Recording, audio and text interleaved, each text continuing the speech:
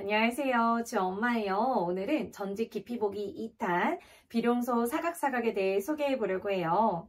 사각사각은 지우가 23개월 때 구입을 해서 34개월인 지금까지도 굉장히 잘 읽히고 있는 창작 전집입니다. 저처럼 빠르게는 20개월 가까이에서부터 몇 권 추려서 읽힐 수는 있겠으나 본격적으로 추천하는 시기는 30개월이 가까워질 무렵부터 7살 정도까지는 읽힐 수 있지 않을까 싶어요. 그만큼 글밥이 많고 내용도 훨씬 더 심화된 내용들이 많이 있습니다. 제가 구입했던 22년 10월엔 전권 40권 구성이었는데 23년 10월 기준으로는 총 50권으로 10권이 늘어났더라고요. 다양한 나라의 작가님들의 단행본들을 엮어 만든 시리즈이기 때문에 5권씩 계속해서 늘어날 예정이라고 해요. 또 단행본들이기 때문에 낙권 구매도 가능합니다. 아람북스의 라라랜드 같은 경우에는 낙권 구매가 불가능했는데 비룡소의 경우 낙권 구매 가능합니다. 하지만 공구가 많이 진행되고 있는 책들 중 하나이죠. 그래서 공구가로 정권을 구입하시는 것이 훨씬 저렴할 거예요. 사각사각의 경우 구입을 했을 때 따로 부록 없이 책만 가득 담겨져서 옵니다. 저 같은 경우는 그렇게 독후 활동을 심화해서 하는 편은 아니기 때문에 부록이 없었어도 괜찮았어요. 또한 세입에는 안 되는 제품이기 때문에 이 또한 참고해 보셔야 됩니다.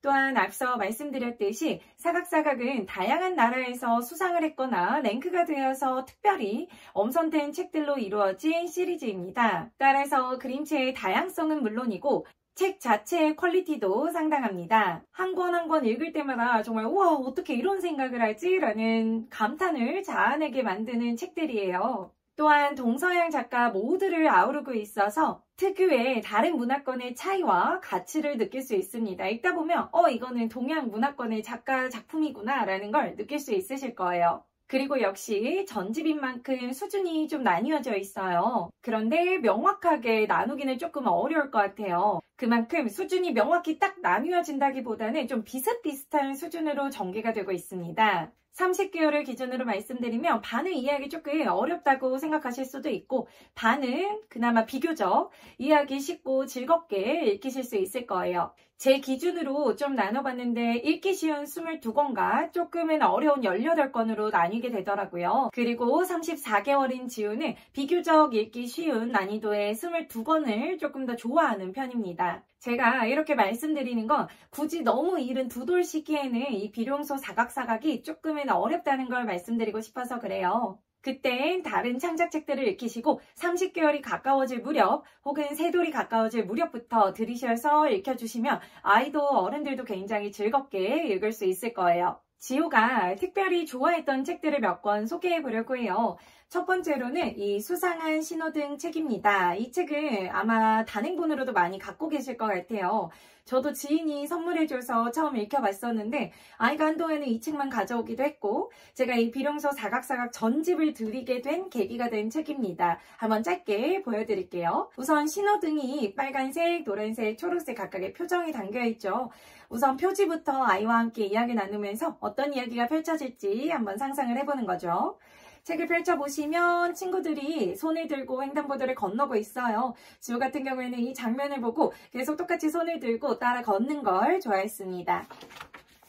경찰차가 나타나서 신호등에 대해서 소개를 해줘요. 초록색불 깜빡 초록불이 나타났어요. 초록불에선 자동차를 어떻게 해야 될까요? 부릉부릉 쌩쌩 달려가죠. 다음으로는 노란불이 깜빡 노란불이 깜빡하면 어떻게 해야 될까요? 차들은 서서히 멈춰야 돼요. 혹시나 건너려고 했던 차들은 멈추지 않고 그대로 가야 돼요.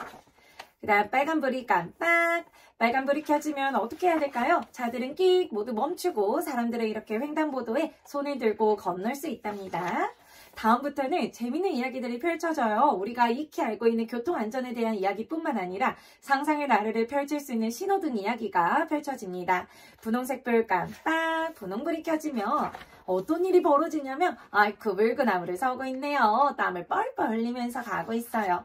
다음은 하늘색불 깜빡 하늘색불을 깜빡했더니 어이쿠 친구들이 모두 점프하고 있어요. 벌쩍벌쩍 뛰고 있네요. 보라색 불 깜빡 보라색 불에서는 보라색 공이 굴려와요. 어서 피해야 돼요. 모두 피해. 자, 마지막으로 친구들이 정말 많이 좋아하는 이야기일 것 같아요. 그래서 저는 신호등으로 풀어낼 수 있는 이 재미난 상상력에 정말 와 대단하다 라는 생각을 할 수밖에 없었던 것 같아요. 두 번째로는 바로 이 책이에요. 도망쳐요 과자 삼총사.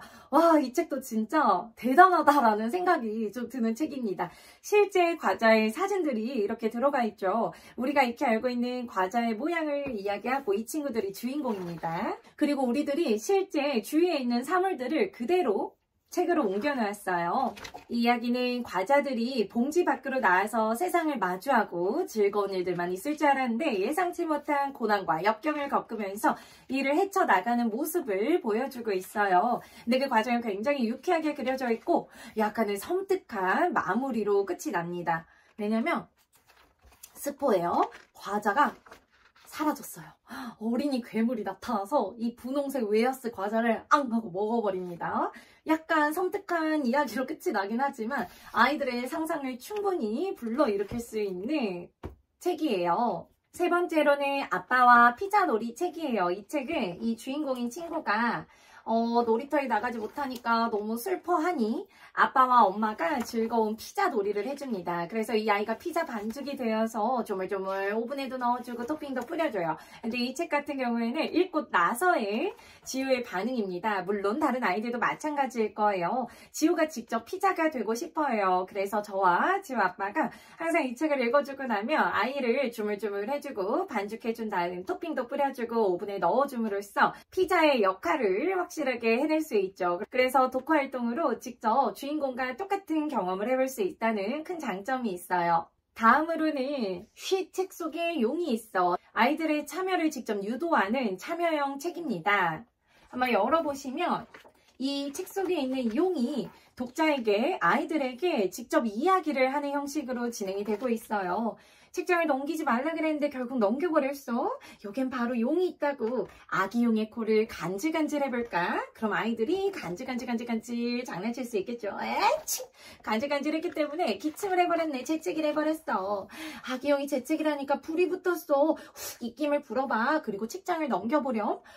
할 수 있겠죠. 후 불었어요.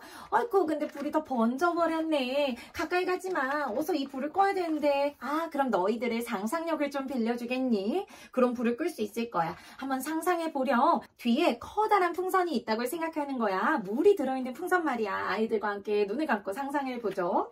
그 다음에 물풍선이 나타납니다. 그 다음에 콕 한번 손으로 찔러보렴. 콕 찔렀어요. 그랬더니 싹! 와 물풍선이 터지면서 물이 흘러 넘치죠. 그리고 아기용에게 간식도 주고 즐거운 상상을 가득할 수 있도록 아이들의 참여를 불러일으킵니다. 그래서 이 책도 굉장히 어렸을 적부터 좋아했던 책이에요. 이 밖에도 좋아했던 책들이 많이 있는데 젓가락 잡고 이 책도 굉장히 재미있어요. 앙글방글 케이크, 이것도 계란 노른자와 흰자에 대한 이야기인데 아이가 이때부터 계란을 볼 때마다 계란 프라이를 볼 때마다 항상 그 이야기를 하더라고요. 앙글이야 방글이야 하면서 이야기를 해주더라고요. 나 진짜 화났어 같은 경우에는 단순히 즐거움만 불러일으키는 책이 아닌 가르침을 줄 수 있는 책입니다. 화난 아이의 감정을 추스릴 수 있도록 해주는 책이에요. 아이를 키우면서 아이가 화를 주체하지 못하고 소리를 지르거나 물건을 던지는 경우 누구나 한 번씩은 겪죠. 저는 그때마다 지우와 함께 이 책을 읽으면서 마음을 다스리는 방법을 조금씩 익혔습니다. 지우는 감정이입을 해서 그런지 이렇게 이 친구가 나 진짜 화났어 화가 났다고 라고 소리 지르는 장면에서 굉장히 심각하게 좀 쳐다보고 있더라고요. 그리고 이 친구가 어떻게 풀어나가냐면 심호흡을 하죠. 그리고 엄마와 함께 하나 둘 셋 숫자를 외치며 좀 마음을 가다듬습니다. 그래서 지우도 이 책의 주인공과 함께 심호흡도 해보고 숫자를 세어나가기도 해요. 내 마음을 컨트롤할 수 있는 것에 대해서 익힐 수 있도록 도와줍니다. 이 밖에도 내 친구 브로리, 깜깜한 밤이 오면 등 아이가 굉장히 좋아하고 푹 빠져있던 책들이에요. 그만큼 내용이 굉장히 창의적이고 참신하게 이루어져 있습니다. 그래서 전반적으로 비룡소 사각사각은 추천하는 전집이에요. 제가 방금 전에 전반적으로 추천해드린다고 말씀을 드렸는데 물론 아쉬운 점도 있습니다. 그리고 이 아쉬운 점이 전 좀 큰 리스크라고 생각을 해요. 바로 겹치는 책들이 있다는 점이에요. 이 하나 둘 셋 시리즈와 그리고 크리스 호튼의 글 이외에도 몇 권이 조금 겹치는데 차례대로 말씀을 드려볼게요. 하나 둘 셋 시리즈는 아이들이라면 좋아할 수밖에 없는 캐릭터들이 등장을 합니다. 슈퍼히어로, 공룡, 그리고 공주까지 누구나 좋아할 수밖에 없는 이 세 가지 중에 하나 내 아이가 좋아할 수밖에 없겠죠. 그런 캐릭터들이 등장을 해서 아이들의 눈길을 사로잡습니다. 이 친구들은 한 명씩 혹은 한 마리씩 누군가에 의해서 제거가 됩니다. 10부터 시작했던 친구들이 나중에는 하나로 끝나게 되죠. 그래서 19, 87, 65, 4, 3, 2, 1 이렇게 끝이 나게 되는데 저는 약간 그림체가 정신없다 보니까 누가 사라지고 누가 남은 건지 조금 구분하기가 어렵더라고요. 그래서 전 조금 그랬던 한 권만 있었어도 좋지 않았을까라는 생각이 드는 좀 아쉬운 책이었어요.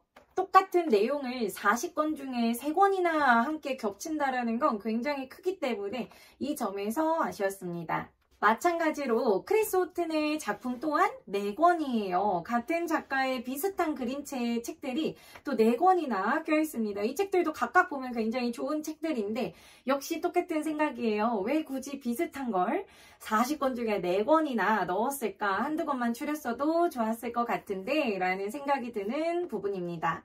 이뿐만이 아니라 두더지 아줌마도 2권, 이 곰돌이 책도 2권이에요. 그러니까 최소 5권에서 7권 정도는 또 다른 수상 작가님들이나 수상 책들로 대체할 수 있었을 텐데 이 높은 가격을 주고 구입을 하더라도 비슷한 책들을 좀 많이 봐야 된다라는 점이 큰 아쉬움으로 남습니다. 저 같은 경우는 이 비룡소 사각사각 전집을 구매한 거에 대해서는 후회하진 않아요. 왜냐하면 이 40권이나 되는 책들을 하나하나 후기를 찾고 골라서 구매한다는 건 어렵기도 하고 그렇게 구매를 해서 모은다 하더라도 낙권을 구매하는 것보다 전집의 비용이 공구가로 훨씬 더 저렴하기 때문에 잘 구매하여서 읽혔다고 생각은 드나 어머님들께서는 고려해 보시고 그 생각하시는데 이 영상이 조금이라도 도움이 되었기를 바라면서 이 영상을 마쳐보려고 해요. 그럼 오늘도 시청해 주셔서 감사합니다. 안녕.